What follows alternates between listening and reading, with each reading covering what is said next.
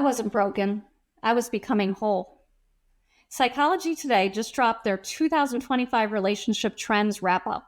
And here's what they're calling the gender wars, a loneliness epidemic, and all-powerful AI that are the hallmarks of 2025.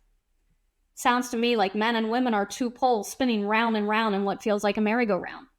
Men are lonely and want to replace us with AI companions. We don't really care. Or wait, no, actually we do care.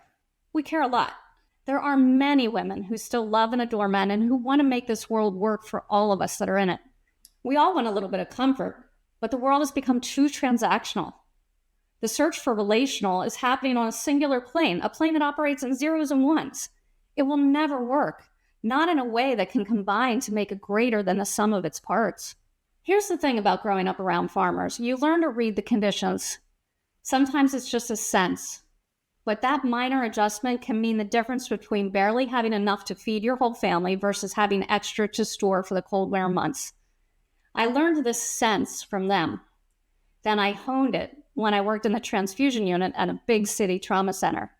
I got the chance to turn it into a precise technique. Pause, sense what's happening, take in the data, get focused, and then maneuver in the fastest and safest way to ensure survival. Little did I know I was learning embodiment. Sometimes the worst thing you can do is to have time to think and ruminate. It's the familiar trap that many people, especially women, fall into. And as I started on this new journey a month ago, that same thing happened to me. You got to see it right here on screen in front of your own eyes. From the outside, it was messy. It wasn't stillness. I was spiraling. Women do that. We go in circles, looking at everything that is happening in our lives from multiple angles. Sometimes it's wild like a tornado, and everyone scrambles to get out of the way. Here's what I know and trust about myself. The best way to get to the other side is to feel the shame associated with what's happening in the present moment. Under the desire to look good and to show up as intelligent is the fear that I truly am not good enough, that I'm not a critical thinker, that I'm not going to be able to think like a man in a man's world while moving like a woman, like I discussed in the last episode. Because thinking and acting like a man is what this world wants, which is why we try to be like a man. Most of the time it works. But when we're trying to level up, going big to go broke, you're met with turbulence. The turbulence begins first with you turning it in on yourself. It's your attempt to go upward passionately that crashes your energy and self-doubt.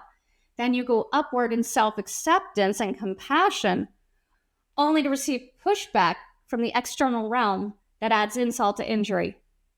And by then, you've tossed and turned the energy, and as long as you've stayed true to yourself, stayed in your heart, not numbed out, not distracted, not played the pity party, you'll notice something happen. The pause that I talked about in the previous technique is replaced with a hum. That hum means you've left the linear plane with only two possible outcomes, and now the world of infinite possibilities exists. That hum is the sound of your energy channeling from chaos to precision, on how to not only get the job done, but to find the win-win. And as it rolls up and down upon itself, it feels easier, and it feels lighter, and it feels better, and you're sensing things flow again.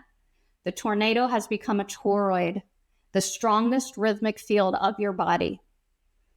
I had thought like a man, the only valid entry point right now that I know of, and I moved like a woman.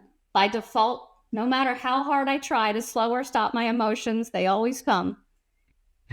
But as I stayed with the shame, moved through the pain, by the end, I'm now maneuvering like a whole and complete person. And women everywhere are feeling the same merry-go-round I was on in previous weeks. We're trying to follow blueprints that don't match our body's wisdom, being told that we're too much when we're actually just whole. Opting out because the transactional plane can never give us what we actually need, connection that operates on multiple planes at once. What if the spiral isn't the problem? What if the tornado is exactly what channels through your heart to become the naked truth? My book, Revelation, A Woman's Guide to Embodied Wholeness in a World That Wants You to Choose Sides, is almost ready. Hopefully out before New Year's. It's for every woman who has been told that her chaos is the problem when it's actually her recalibration in real time. The method is sensual. The spiral is precision, and the messiness, it was always the point. Because here's what I've learned. It's not about the transaction. It's about the revelation. Men don't want to get rid of the revelation. Believe you me. We all want that comfort of a heart-to-heart relationship. Until the next week, be free of emotional burdens and be happy for others. Tammy.